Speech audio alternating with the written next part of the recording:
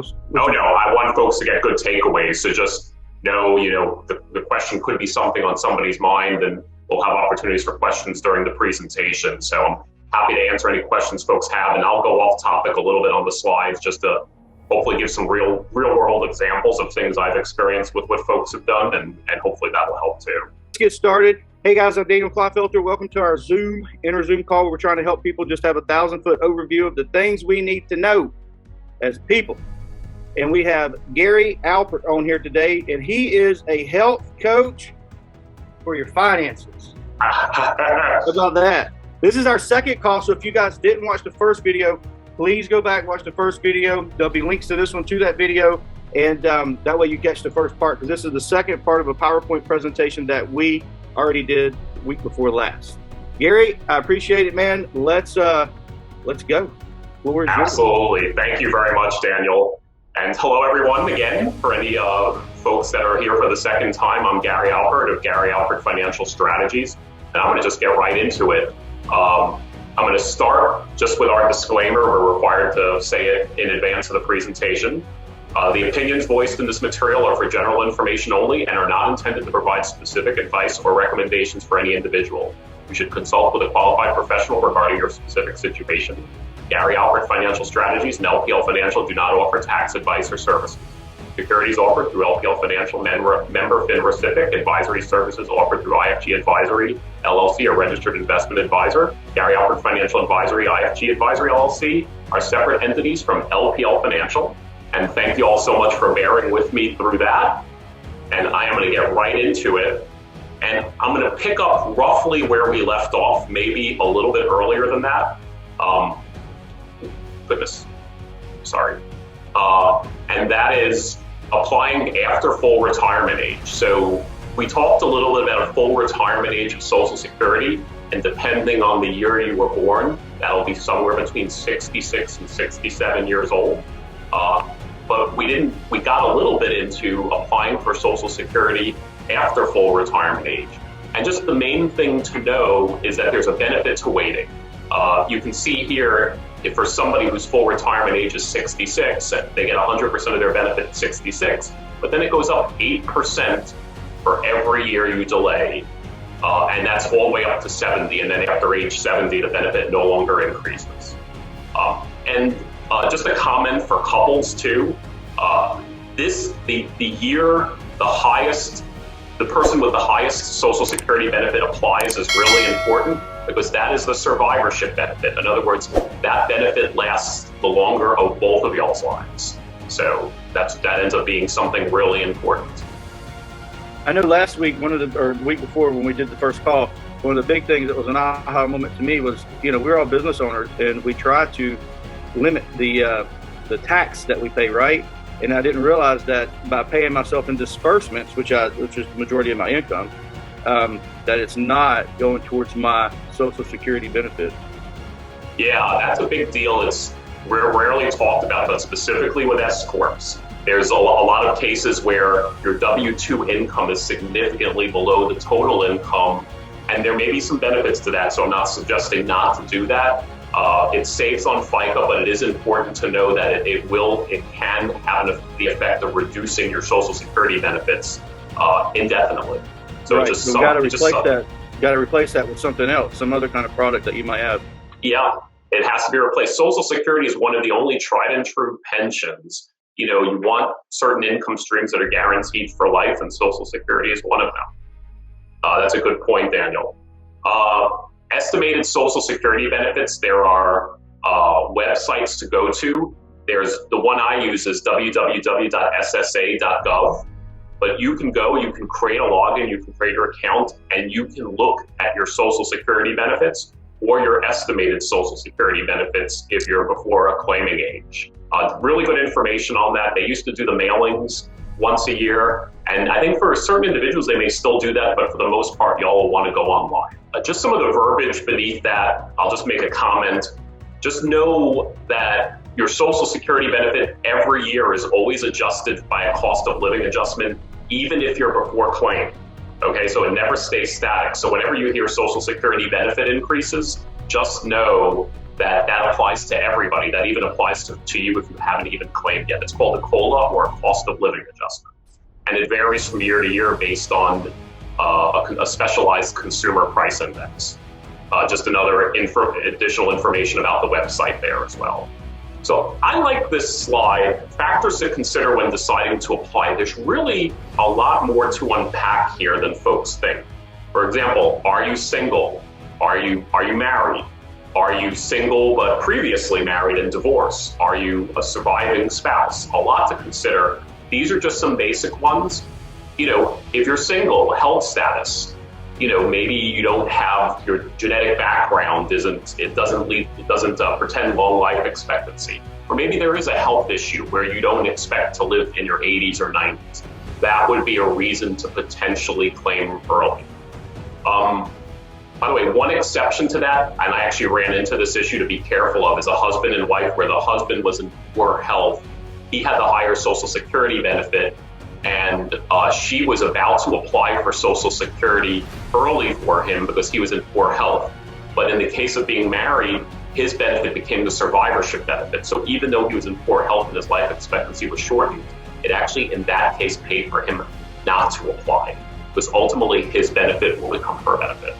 Just an exception there, but if you're single, health status can play a role. This might be a dumb question, but is there a way to take more, like kind of retirement plan, pension plans? Is there a way to take more heavy load on the front if you do have a health issue? You mean with Social Security, Daniel, or with other? With Social Security. No, there is not. All right, it's just fixed for everybody. It's fixed. You cannot front load it. Basically, it's a bet against the system. Social Security wins if you pass away prematurely, and I guess proverbially they lose if you live well and live a really, really long time. And that is the case with it. Thank you. Need for income actually is really important too. So when we do financial planning with clients, we just don't go up on a Social Security calculator and say, this is what we need to do. Sometimes folks actually have a need for cash flow, and they need to marry that with their Social Security claiming strategy. So just know that's a consideration. Whether or not you plan to work. I had a client, if you claim before full retirement age, and you have earned income, and it has to be earned income. I'm not talking about dividends or interest or anything like that. And that income is below a certain threshold, and it's roughly a little over $19,000. Your Social Security benefit will be reduced by $1 for every $2 of income. So if you're 63 and you want to claim, but you're earning $50,000 from work, chances are that most or all of your Social Security benefit will be withheld. Now that changes when you become full retirement age, and that also partially changes when you're at the year before full retirement age. But when you're before full retirement age, just know your decision of whether you want to work and how much you earn could and likely will impact your Social Security benefit. And this is a really big one, survivor needs. I get a lot of cases of married couples where each member of the couple is evaluating their claiming strategy based on if they were single. And you really have to think, what is the best claiming strategy for the family unit? Otherwise, you're in all likelihood leaving money on the table. Always consider that the highest benefit will always be the survivor benefit. And also, once again, if you're a surviving spouse, or even if you're divorced, but you were married for 10 years, you are entitled to your prior spouse's survivor benefits. So just think through that as well, because that could end up being part of the calculus. And there's even a lot to unpack there, which I'm happy to discuss. So when to apply for Social Security, we talked about this a little. If you apply early, your benefits start lower and stay lower for life. And actually, this second bullet point is really important. Sometimes folks say, well, it's not that much of a loss, but the cost of living adjustment actually magnifies the benefit of claiming later and magnifies the disadvantage of claiming early, even more than most calculations would show you. Because when you wait for your benefit to increase, not only is your benefit increasing, but every year those inflation adjustments are also ticking in there and adding to your benefit. So that's actually an important point that doesn't get discussed very much. Your benefit may be taxed and reduced to cover your Medicare premium. So I think the biggest surprise to a lot of folks is, your Medicare premiums are generally deducted from your Social Security benefit. And then if your Social Security benefit is taxable, you may choose, or you should choose to have some type of tax withholding. So a lot of times folks will see their gross Social Security benefit, but just know there will likely be deductions from that to get to your net Social Security. And obviously that drops you from drops your tax bracket, right? So once you start taking this, you're not in the same tax brackets that we're in today, right? Well, your tax bracket will always depend on just all sources of income, basically. And the Social Security portion of it may or may not be taxable depending on what other earnings you have. Just know Social Security can be taxable anywhere from 0 to 85% of it can be taxed. And that will depend on your other income. Did that answer your question, Daniel? Or? Yeah, I actually know somebody that about went through the roof, that he's being taxed at like 80% on his Social Security. Well, he might be getting taxed. Well, that's what he claimed. Anyway, that's what he claimed. He may be getting taxed on 85% of his Social Security. In other words, that 80% of his count is being added to his income, basically, and subject to taxes. I think that's what he may be referring to. But there are a lot of tax traps with Social Security just to be careful of. Because if your income is very low, none of it may be taxable, but as your income goes up, it actually brings more of the Social Security into taxation. And we do it's a little bit complicated, but we do a lot of planning around that. I think just as an example for this person, I think his income, his retirement income is somewhere around $90,000 a year or something. Yeah. And so he's, he doesn't really get much Social Security, I guess. Yeah, it depends. If he's past full retirement age, he'll get. He is okay. He'll get his full benefit, but in all likelihood, 85% of his Social Security though is going to count as taxable income to him. Yeah. I have folks though that don't have any other income but the Social Security, and in their cases, none of it's taxed. So it depends. There's a lot of planning that can be done around it. Don't let the earnings test discourage you from working. So I guess that the point of that is if you're claiming Social Security early, folks sometimes will be really careful to be below that $19,000 threshold.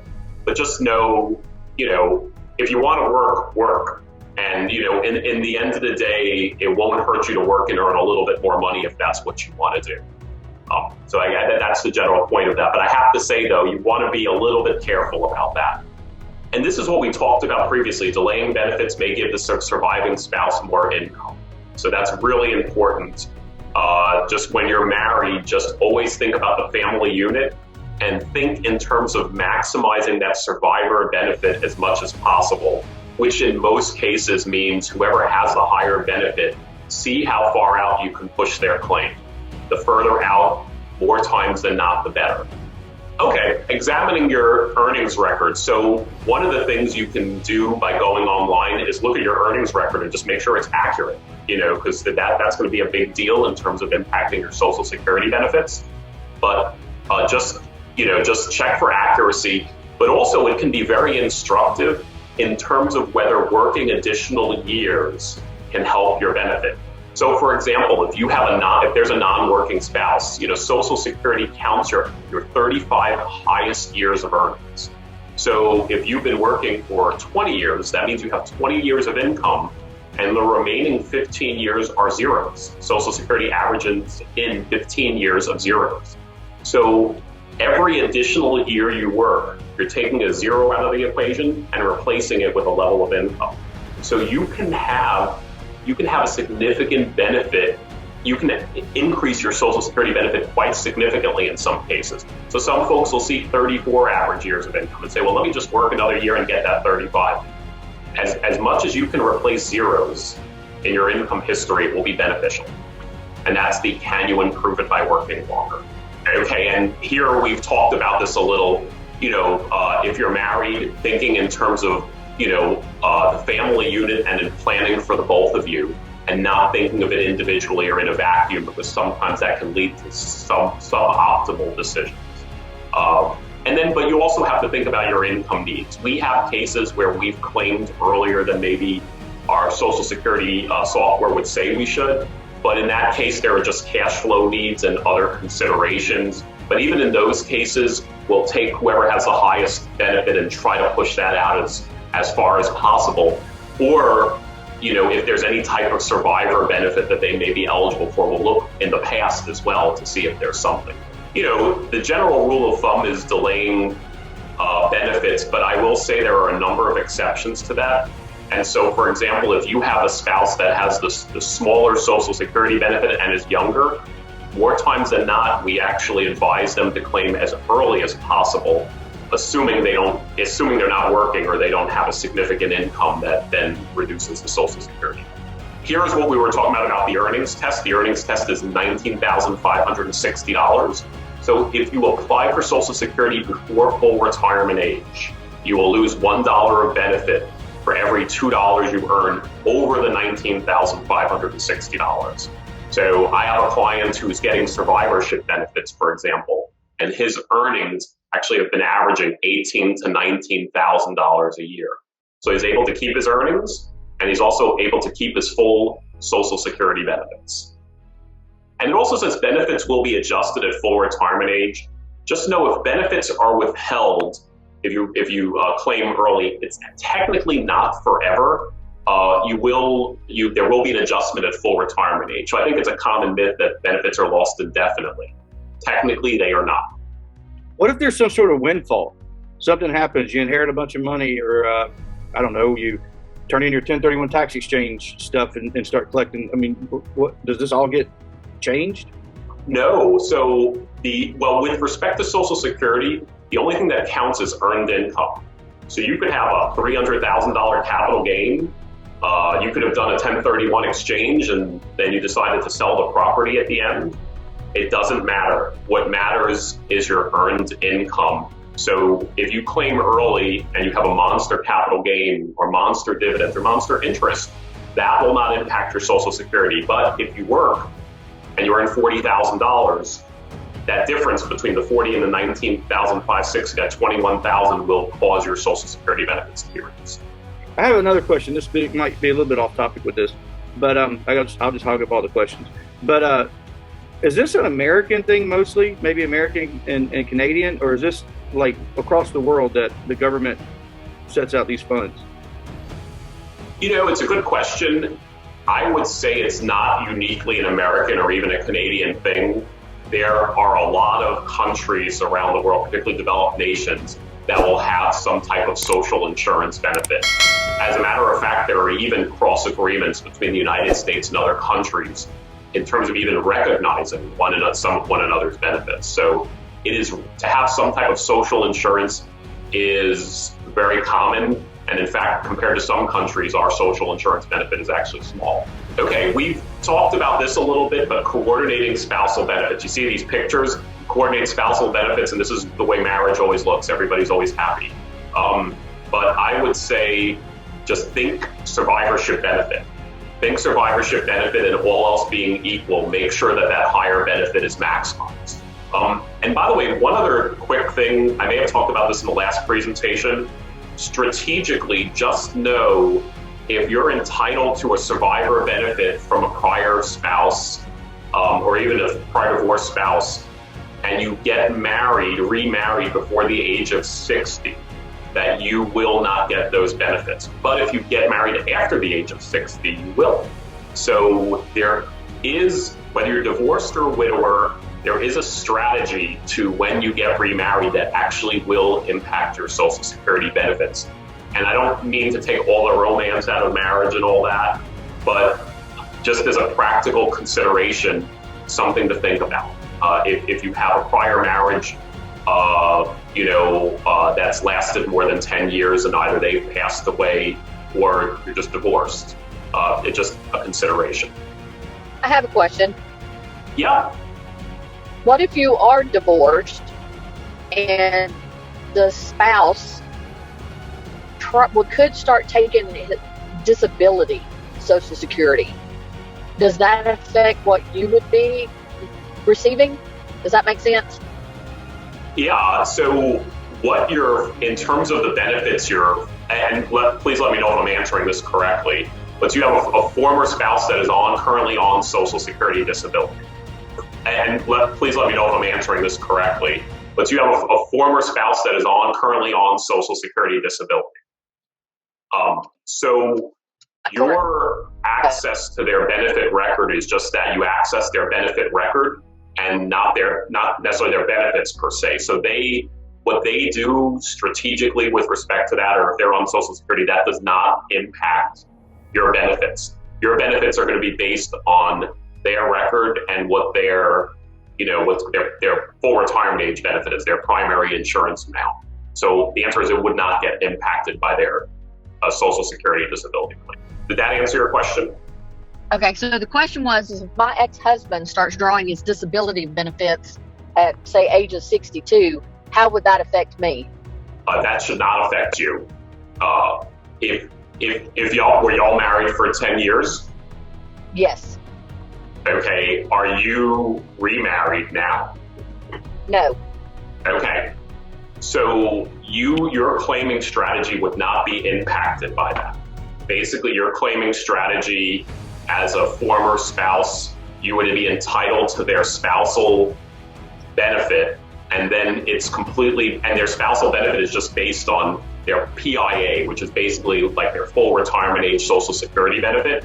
And the only other determining factor of that benefit is how early you decide to claim it. The disability will not impact it. Okay. Yeah, and we can, if you have any questions or want to ask further, we can even go a little further into your specific situation and get even more exact, but the disability claim should not affect it. Oh, okay. Yeah, that's one of the main reasons I don't think I'm going to get remarried, so I can draw his disability or his Social Security based off of him. His Social Security, and if you do get remarried, what Social Security will do is you'll ultimately pivot to spousal benefits of your new spouse. Basically, they would push you towards that. One other comment, Tim, I'll make is when you make the decision, just know with Social Security there's something called a deemed filing. So when you apply for benefits, Social Security is going to look for the highest benefit you can get and give you that. So in other words, if your personal Social Security benefit is higher than the spousal benefit from your ex, you will effectively be applying for your benefit.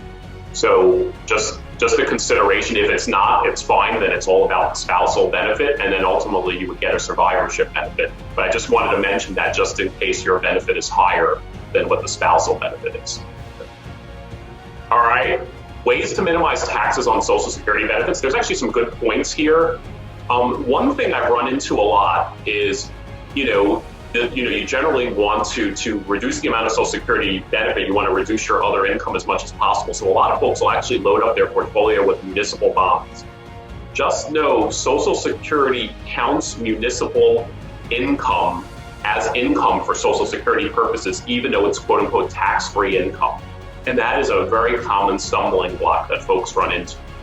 Municipal bonds count as taxable income for the purposes of Social Security. Those are like I-bonds, right? They're bonds issued by states and cities and counties in the U.S.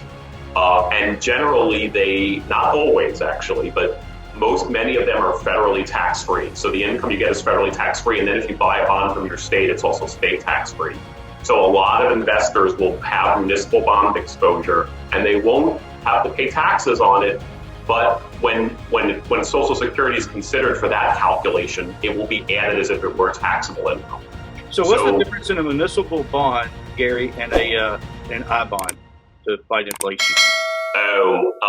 There's a few, but the main difference is the I-bond is an obligation of the U.S. government, and municipal bonds are not obligations of the U.S. governments, they're obligations of states and municipalities. Gotcha. And there are a number of other differences too, just in terms of the infrastructure and how it works. But that's the key difference is the federal government is backing up an I-bond, and municipal bonds, states and municipalities are backing them.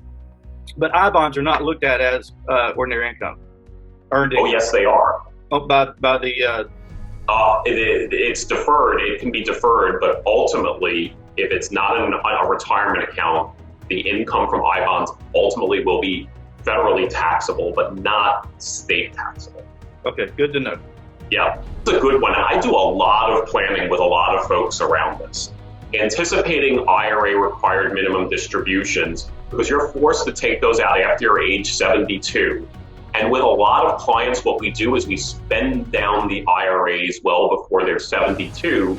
So by the time they claim Social Security, their required distributions are lower. Now, that's if their financial situation is conducive to that. But I can tell you, I do that a lot. And I've even done some conversions of IRAs to Roths. And the reason for that is you don't have required minimum distributions with Roth IRAs. So if it makes tax sense to do something, that's often done as well. And then what you're doing is you're reducing your potential taxable income. You're paying taxes now to reduce your potential tax income later on. Can you real quick share with us the maximums for the IRA versus the Roth? Are there maximum that you can put into them now? Yeah, sure. IRA or Roth. With an IRA or a Roth IRA, anybody can put in, I believe it's $6,000 a year. And if you're over the age of 50, I believe it's $7,000 a year. And that's not to each. You can mix it up, you can split it up however much you want, but it can't be more than $7,000 total. And, and there's various income rules related to that, which, I'd be happy down the road to discuss too. But 6,000 below 50, 7,000 above 50. Another way to minimize taxes, delay Social Security benefits. So reduce the number of years subject to tax. That does open up something else though, because a lot of folks believe taxes down the road are going to go higher. And so that's just another consideration too. Reduce expenses, that's always a great solution, right? You have lower expenses, then you'll need to take out less money out of your IRAs and you'll have less income. So less of the Social Security will be taxable. When expenses go up, there is some risk there. People will start taking a lot of money out of their IRAs, not realizing that makes more of their Social Security tax.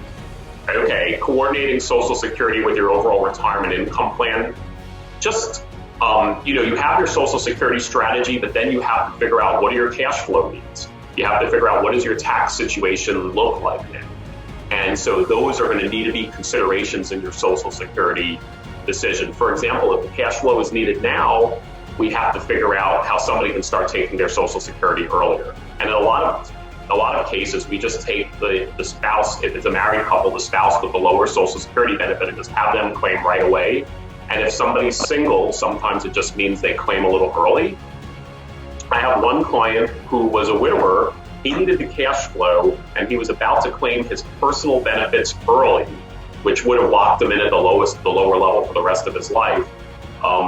But it turned out his former spouse actually had her own Social Security benefits, and he was able to claim her survivor benefits, and that satisfied the cash flow need.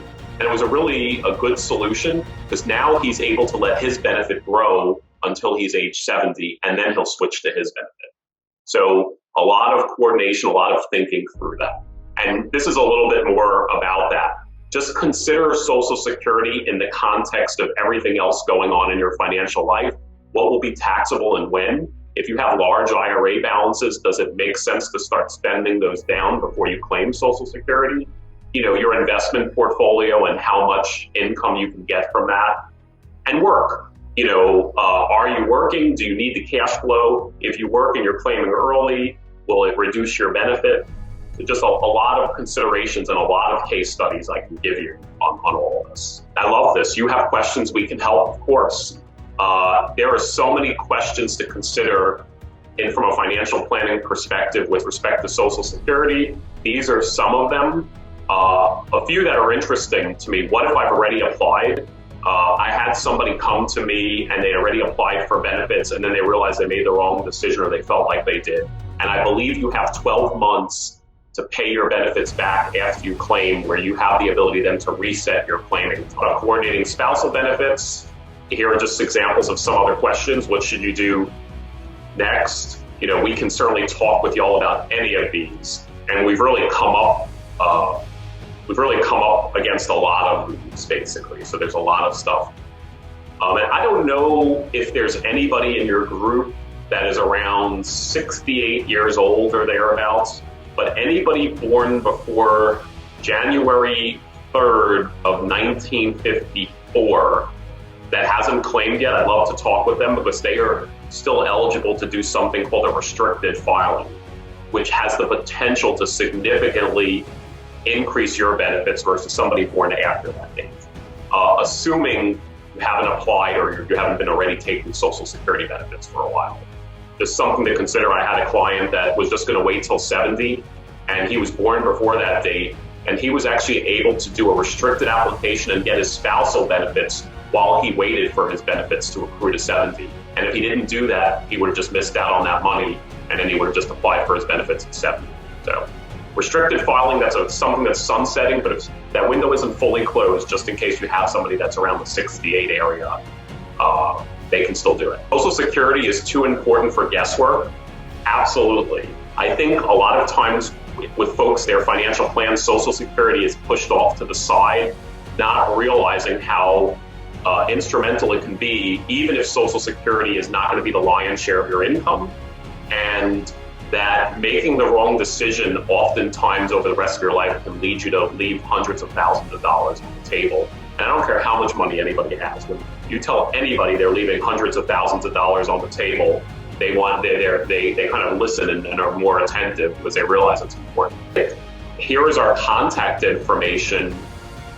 And I would say I'm still open for questions. I'd love to hear questions, thoughts, comments, things I didn't include that maybe y'all would like me to. Anybody else have any questions? I think that we all get so much misinformation from our families or people around us that don't understand this. But, and say, oh, everybody gets Social Security, it's this, or like I've heard, you can't make over $13,000 a year. I don't know how many times I've heard that. You can't go to work and make over $13,000, but we just saw it was almost $20,000. That's a big difference. That's a big difference if you're like, counting pennies on, somebody's mic is open to ask. Is that you, Bonnie? I was just going to say, there's a lot of things sorry, I've got a lot of background noise. It's all right. We're all on vacation. We know. I'm all cramped up here with this little big coffee cup. I'm jealous. It seems like everybody's jet setting. I really like that. I didn't realize before this whole series that you really needed to strategically plan. I just always thought, oh, well, when you get this age, just take it. Well, that might not be the best option. Especially if you have other streams of income coming in. You got to kind of weigh it out and then see what's taxable and not, if you should really take it or not take it, or take it at, earlier or later. There's a lot that goes into this stuff. Exactly. So thank you so much for your time. Yeah, my pleasure. And it's a good point, Bonnie. We use some tax software and projection software, and really you go through a lot of scenarios just to figure out what would be optimal, and everybody's case is unique. Gary, you have a course or a seminar, I guess you put on, and it's what women need to know about Social Security. Isn't that right? Yeah, we just did a seminar about women and financial planning in general. Although we talked a little bit about Social Security in there just because we dealt with longevity, and on average, women live longer than men do. So right. In the end, when there's a Social Security survivorship benefit, usually more times than not, it's the female on that benefit versus the male, just the way it is. So we just had one there. It was the second part in a 4-part seminar series. I invite anybody to come to any of them. We're in Woodstock, so love to have anybody. I think that would be super. I think that's super interesting because obviously women outlive men probably 20 to 1. I mean, realistically, maybe more. Yeah, that is true. And the discussion about Social Security is a longevity discussion. That the longevity discussion is very important because when we talk about a survivorship benefit, maybe one spouse passes away in their late 70s and then the other spouse lives to 100. And when you talk about those types of numbers, not properly planning the survivorship benefit is monstrous. You don't want to lock somebody into a permanently low benefit. They're going to live till 100. That's hundreds of thousands of dollars on the table in some cases. Really big. The Social Security discussion and the longevity discussion go hand in hand. And then also it depends what somebody's primary concerns are. Like a lot of people don't care about longevity. They just don't expect to live a long time. But we'll also have clients that come in and say, when you do projections, we want you to do projections to make sure we have enough money till 110. and that's a long time. But in that whole process, you want streams of income that'll last you for the rest of your life, and Social Security will be one of those. Well, I appreciate it. Maybe we'll do something like that down the road, for some of them. But, I'm sure you'll do another one and get a hold of you and find out what's going on with you. So I greatly appreciate you, man. Oh, Daniel, thank you. And could I mention one quick thing? Go ahead. This is just if anybody has an interest. The only reason I mention is it's on elder care and decisions with aging parents. And I can just tell you, walking around our neighborhood, just so many of us are dealing with the decisions to make with elderly parents. And we're going to have a speaker. I will not be the primary speaker. We're going to have a speaker that's an elder care consultant. And it just seems to be an issue so many of us are running into right now. Okay. I mention it because I know I love events with takeaways, and I know people will get takeaways from that event because that is such a difficult subject for folks to deal with. Yeah. Right before we did your series, we did wills, probate, and trust, and that opened up a lot of questions. And for some reason, people send them to me, but it opened a lot of questions. I sent them to the person that knows about it, the expert. But that opened up a lot of, oh man, what do we need to do with this? Why would we do that? Right now I'm dealing with a property that is going to probate and foreclosure. So the people want me to buy their house, right? But it's tied up with an attorney and probate judge. And also they got to be out in 30 days or whatever, less than that now. And it's going to be foreclosed on and then sold out of probate. So will they get money? Will they not get money? They blow me up 60 times a day going, are we going to make any money? I'm like, I can't even list it. Wow. Yeah. I can't buy it. I can't list it. I called the judge. He said, any offer, send it to this agent. We don't know how much they're going to sell it for. They're going to hold the offer. So these things are real life. That you get tired. I agree. If folks do not spend time on estate planning, that is a very big mistake. And I really love that topic. And start simple. Beneficiaries on your retirement accounts. That overrides the will. Check those. I've had a number of people that have had ex-spouses as their beneficiaries and never took them off. And then they died. So just if somebody doesn't get into estate planning, that is a mistake, almost in all cases. So I appreciate your mentioning that. And then you get into the complex situations you're talking about, Daniel, like in probate and foreclosure, that is complicated. That's a testament to you that you're handling that. That is not an easy case. You're dealing with the executor, I guess, or something like that. Basically. Well, I guess the administrator was probably assigned to it, which was an attorney for the probate. So, okay. Yeah, so they didn't have anybody. I guess there maybe wasn't a will. I don't know. But either way, it's going through the probate, and I'm able to talk to the judge and the attorney, but and the agent that's going to list it. But right now they're like, well, we've never been in the house. We don't know what the value is, and I'm like, well, I mean, can I buy it? And they're like, nope. Yeah, that's a good way to do it, because in the end of the day, the administrators of the probate are going to make that final decision, and you just know the transaction's going to happen. The transaction happens, but how the money is distributed after that will be something else. So could you stop the foreclosure piece of it? Well, you may not stop the probate piece of it. So these are the webs that I get caught up in all the time, and I want other people to be able to get in it too, because there's opportunities in it. There are opportunities. There are opportunities to educate and to help other folks too. So it's great when we have experiences and then we can share those and help other folks, and especially when it's avoiding pitfalls too. Right. That's good stuff. That's very interesting. Well, I appreciate you. Hey guys, thanks for being on the call. Some of you have a call with me in 9 minutes. So we'll get that link out to you. Thank you, Gary. Oh, really appreciate it, Daniel. And thank you all for showing up. Really appreciate it. I hope everybody learned something.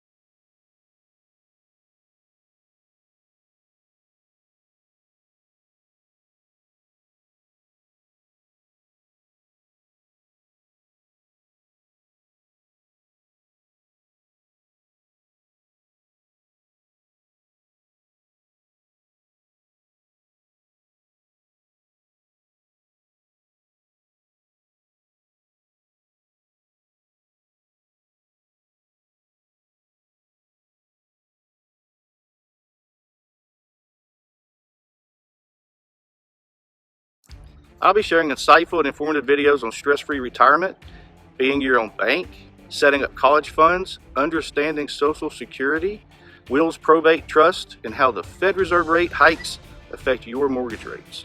And always, real estate solutions. I'm your go-to expert in real property. Look for my YouTube channel, living in Canton, Georgia, where it is sunny as can be right now. If you find value here, please like and share so others might as well. Remember, I'm not a videographer, not a video editor. I just want to share the most important info with you guys. Each video has a full version of around half hour or so, but there are multiple shorts of only 5 minutes or less as well. My name, Daniel Klopfelter. My area of specialty is real estate and asset protection for more than 25 years. So why am I exhorting you to view financial-based videos on a real estate channel? Good question. I believe that we all do better when we know better, which is why I'm here to expose you to a team of experts who know the topics that matter most. All of these topics work in unison. Full disclosure, I receive nothing for doing these videos other than the satisfaction of adding value to you. So smash that like button already. What are you waiting for? Share this so other people can see it. Y'all have a great day.